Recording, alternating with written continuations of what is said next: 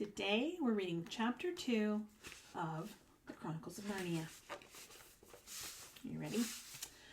Good evening, said Lucy, but the fawn was so busy picking up its parcels that at first it did not reply. When it had finished, it made her a little bow. Good evening, said the fawn. Excuse me, I don't want to be inquisitive, but should I be right in thinking that you are a daughter of Eve? My name's Lucy, she said, not quite understanding him. But you are, forgive me, you are what they call a girl, said the fawn. Of course I'm a girl, said Lucy. You are in fact human. Of course I'm human, said Lucy, still a little puzzled. To be sure, said the fawn. How stupid of me, but I have never seen a son of Adam or a daughter of Eve before. I am delighted. That is to say, and then it stopped as if it had been going to say something it had not intended, but remembered in time. Delighted, he went on. Allow me to introduce myself. My name is Tumnus. I'm very pleased to meet you, Mr. Tumnus, said Lucy. And may I ask, oh, Lucy, daughter of Eve, said Mr. Tumnus, how have you come into Narnia? Narnia? What's that? Said Lucy. This is the land of Narnia, said the fawn, where we are now. All that lies between the lamp-post and the great castle of Cair Paravel on the eastern sea. And you have come from the wild woods of the west. I got in through a wardrobe in the spare room, said Lucy. Ah, said Mr. Tumnus in a rather melancholy voice. If only I had worked harder at geography when I was a little fawn, I should no doubt know all about those strange countries. It's too late now. But they aren't countries at all, said Lucy, almost laughing. It's only just back there. At least, I'm not sure. It's summer there. Meanwhile, said Mr. Tumnus, it is winter in Narnia, and has been for ever so long. And we shall both catch cold if we stand here talking in the snow. Daughter of Eve, from the land of Spare where eternal summer reigns around the bright city of Wardrobe, how would it be if you came and had tea with me? Thank you very much, Mr. Tumnus, said Lucy, but I was wondering whether I ought to be getting back. Oh, it's only just around the corner, said the fawn, and there will be a roaring fire and toast and sardines and cake. Well, it's very kind of you, said Lucy, but I shan't be able to stay long. If you will take my arm, daughter of Eve, said Mr. Tumnus, I shall be able to hold the umbrella over both of us. That's the way. Now off we go. And so Lucy found herself walking through the wood, arm in arm, with this strange creature as if they had known each other all of their lives. They had not gone far before they came to a place where the ground became rough and there were rocks all about and little hills up and little hills down. At the bottom of one small valley, Mr. Tumnus turned suddenly aside, as if he were going to walk straight into an unusually large rock. But at the last moment, Lucy found he was leading her into the entrance of a cave. As soon as they were inside, she found herself blinking in the light of a wood fire. Then Mr. Tumnus stooped and took a flaming piece of wood out of the fire with a neat little pair of tongs and lit a lamp. Now, we shan't be long, he said, and immediately put on the kettle. Lucy thought she had never seen a nicer place. It was a little dry, clean cave of reddish stone with a carpet on the floor and two little chairs, one for me and one for a friend, said Mr. Tumnus. And a table and a dresser and a mantelpiece over the fire, and above that a picture of an old fawn with a gray beard. In one corner there was a door, which Lucy thought must lead to Mr. Tumnus's bedroom, and on one wall was a shelf full of books. Lucy looked at these while he was setting out the tea things. They had titles like The Life and Letters of Silliness, or Nymphs and Their Ways, or Men, Monks, and Gamekeepers, a Study in Popular Legend, or Is Man a Myth? Now, daughter of Eve, said the fawn, hello, Oliver, and really it was a wonderful tea. There was a nice brown egg, lightly boiled for each of them, and then sardines on toast, and then buttered toast, and then toast with honey, and then a sugar-topped cake. First, let me show you the pictures. They're walking through the woods, and that's his little house. And when Lucy was tired of eating, the fawn began to talk.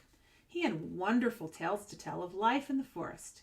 He told about the midnight dances and how the nymphs who lived in the wells and the dryads who lived in the trees came out to dance with the fauns, about long hunting parties after the milk-white stag who would give you wishes if you caught him, about feasting and treasure-seeking with the wild red dwarves in deep mines and caverns far beneath the forest floor, and then about summer, when the woods were green and old Silenus on his fat donkey would come to visit them, and sometimes Bacchus himself, and then the streams would run with wine instead of water, and the whole forest would give itself up to jollification for weeks on end. Not that it isn't always winter now, he added gloomily. Then to cheer himself up, he took out from its case on the dresser a strange little flute that looked as if it were made of straw, and he began to play. And the tune he played made Lucy want to cry and laugh and dance and go to sleep all at the same time. It must have been hours later when she shook herself and said, "Oh, Mr. Tumnus, I'm so sorry to stop you, and I do love that tune, but really I must go home. I only meant to stay for a few minutes." "It's no good now, you know," said the fawn, laying down its flute and shaking its head at her very sorrowfully. "No good," said Lucy, jumping up and feeling rather frightened. "What do you mean? I've got to go home at once. The others will be wondering what has happened to me." But a moment later she asked, "Mr. Tumnus, whatever is the matter?" For the fawn's brown eyes had filled with tears, and then the tears began trickling down its cheeks, and soon they were running off the end of his nose, and at last it covered its face with its hands, and it began to howl. Mr. Tumnus, said Lucy in great distress. Don't, what is the matter? Are you well? Dear Mr. Tumnus, do tell me what's wrong."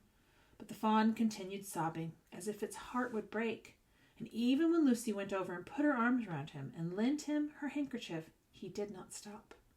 He merely took out the handkerchief and kept on using it, wringing it out with both hands whenever it got too wet to be of any more use, so that presently Lucy was standing in a damp patch.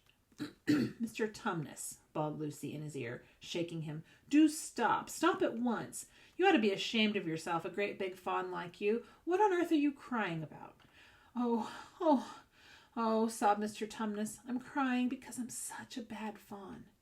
"I don't think you're a bad fawn at all," said Lucy. "I think you're a very good fawn. You're the nicest fawn I've ever met." "Oh, you wouldn't say that if you knew," replied Mr. Tumnus between his sobs. "No, I'm a bad fawn. I don't suppose there was ever a worse fawn since the beginning of the world." "But what have you done?" said Lucy. "My old father now," said Mr. Tumnus. "That's his picture over the mantelpiece. He would never have done a thing like this." "A thing like what?" said Lucy. "Like what I've done," said the fawn. "Taken service under the White Witch. That's what I am. I'm in the pay of the White Witch." "The White Witch? Who is she?" "Why, it is she who has got all of Narnia under her thumb. It is she who makes it always winter and never Christmas. Think of that." "How awful," said Lucy. "But what does she pay you for?" "That's the worst of it," said Mr. Tumnus with a deep groan. "I'm a kidnapper for her. That's what I am." Here he is crying. "Look at me, daughter of Eve. Would you believe that I'm the sort of fawn to meet a poor innocent child in the woods, one that had never done me any harm, and pretend to be friendly with it and invite it to my home and my cave, all for the sake of lulling it asleep and then handing it over to the White Witch?" "No," said Lucy. "I'm sure you wouldn't do anything of the sort." "But I have," said the fawn. "Well," said Lucy rather slowly, for she wanted to be truthful and yet not be too hard on him. "Well, that was pretty bad, but you're sorry for it, and I'm sure you won't ever do it again." "Daughter of Eve, don't you understand?" said the fawn. "It isn't something I have done. I'm doing it now, at this very minute." "What do you mean?" cried Lucy, turning very white. "You are the child," said Tumnus. "I had orders from the White Witch that if ever I saw a son of Adam or a daughter of Eve in the wood, I was to catch them and hand them over to her, and you are the first I have ever met. And I have pretended to be your friend and asked you to tea, and all the time I've been meaning to wait here till you fell asleep and then go to her and tell her." "Oh, but you won't, Mr. Tumnus," said Lucy. "You won't, will you? Indeed, you really mustn't. And if I don't, he said, beginning to cry again. She's sure to find out, and she will have my tail cut off and my horns sawn off and my beard plucked out, and she'll wave her wand over my beautiful cloven hooves and turn them into horrid solid hooves like a wretched horse. And if she is extra and specially angry, she'll turn me into stone, and I shall be the only statue of a fawn in her horrible house until the 4 thrones of Caraparavel are filled, and goodness knows when that will happen, or whether it will ever happen at all. I'm very sorry, Mr. Tumnus, said Lucy, but please let me go home. Of course I will, said the fawn. Of course I've got to. I see that now. I hadn't known what humans were like before I met you, and of course I can't give you up to the witch. Not now that I know you. But we must be off at once. I shall see you back to the lamppost. I suppose you can find your own way from there back to Spare and Wardrobe. I'm sure I can, said Lucy. We must go as quietly as we can, said Mr. Tumnus. The whole wood is full of her spies. Even some of the trees are on her side. They both got up and left the tea things on the table, and Mr. Tumnus once more put up his umbrella and gave Lucy his arm, and they went out into the snow. The journey back was not at all like the journey to the fawn's cave. They stole along as quickly as they could without speaking a word, and Mr. Tumnus kept to the darkest places. Lucy was relieved when they reached the lamp-post again. Do you know your way from here, daughter of Eve? Said Mr. Tumnus. Lucy looked very hard between the trees and could just see in the distance a patch of light that looked like daylight. Yes, she said, I can see the wardrobe door. Then be off to home as quick as you can, said the fawn. And can you forgive me for what I meant to do? Why, of course I can, said Lucy, shaking him heartily by the hand. And I do hope you won't get into any dreadful trouble on my account. Farewell, daughter of Eve, he said. Perhaps I may keep your handkerchief? Rather, said Lucy, and then ran towards the far-off patch of daylight as quickly as her legs would carry her. And presently, instead of rough branches brushing past her, she felt coats. And instead of crunching snow under her feet, she felt wooden boards. And all at once she found herself jumping out of the wardrobe into the same empty room from which the whole adventure had started. She shut the wardrobe door tightly behind her and looked around, panting for breath. It was still raining, and she could hear the voices and the others in the passage. I'm here, she shouted, I'm here. I've come back. I'm all right. And that's the end of chapter 2. I'll see you next time for chapter 3.